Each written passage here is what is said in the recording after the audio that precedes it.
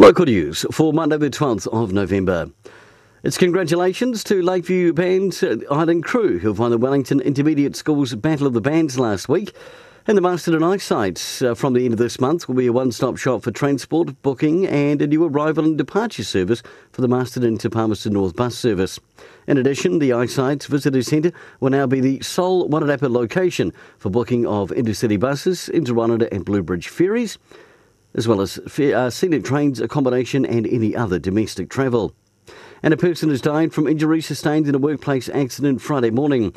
Emergency services were called to the Norman Avenue Wainawa address at 25 to 9. And in sport, a great start to the Furlong Cup cricket campaign for Wairarapa, scoring 281 to beat Honowhenua Kapiti's 142 on first innings. And congratulations to Dame Matt and Megan Hull, both named in the current Black Stick squad.